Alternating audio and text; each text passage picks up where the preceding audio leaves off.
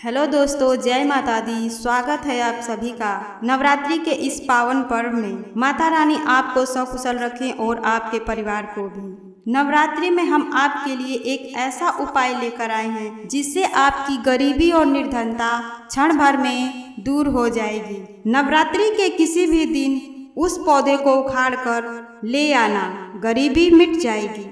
नवरात्रि के पूरे समय को चैतन्य अवस्था कहा जाता है। उस समय को जागृत अवस्था भी कहा जाता है।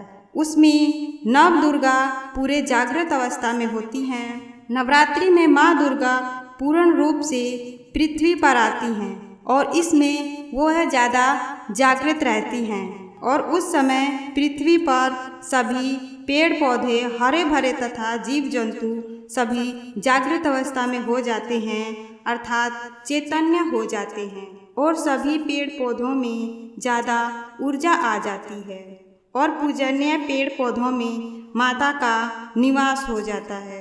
जैसे वट सावित्री की पूजा में माताएं बरगद के पेड़ की पूजा करती हैं और पीपल की वृक्ष की भी पूजा की जाती है। बरगद के पेड़ की पूजा इसलिए की जाती है क्योंकि हमारे अध्यात्म में पेड़ पौधों की पूजा का वर्णन है। पेड़ पौधे हमें मुफ्त में प्राणवायु प्रदान करते हैं। पेड़ पौधों की वजह से ही पूरी दुनिया चल रही है। जैसे बारिश का होना, ठंड पड़ना और गर्मी से हमें पेड़ पौधे ही बचाते हैं। वातावरण का संतुलन भी पेड़ पौधों की वजह से ही हो पाता है।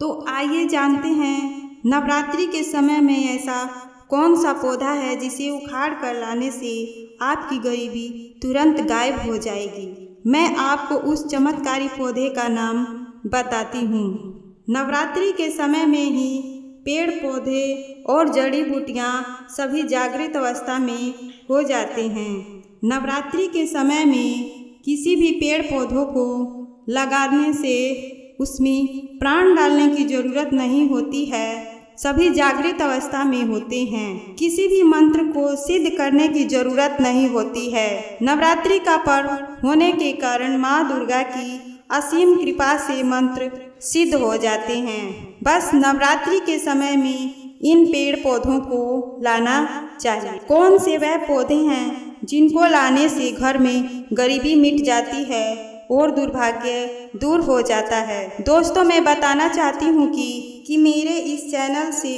जुड़े हुए किसी भी व्यक्ति की गरीबी दूर हो जाती है तो मैं उसे अपना सौभाग्य समझूंगी। हमारे चैनल पर जड़ी बूटियों से संबंधित वीडियो मिलते रहेंगे। दोस्तों, अगर आप किसी को फायदा होगा तो कमेंट में अवश्य बताइए। तो आइए जानते हैं नवरात्रि में कौन से पौधे को लाना है और कौन से पौधे को नहीं, जिससे हमारी गरीबी दूर हो जाए। पहला पौधा है सहदेवी का पौधा, जिसको लाने से दैहिक और किसी भी प्रकार की कष्ट हो तो वह दूर हो जाते हैं। यह भौतिक वनस्पतियों की देवी माँ है। इस पौधे को सहदेवी माँ कहा जाता है। यह पौधा कहीं भी आसानी से प्राप्त हो जाता है।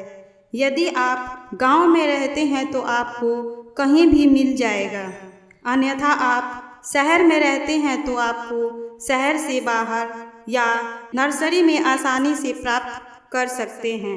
हमारे धर्म ग्रंथ कहते हैं कि आप इसे तुलसी के साथ गमले में लगाते हैं तो आपको सभी प्रकार के अलौकिक सुख की प्राप्ति हो जाती है।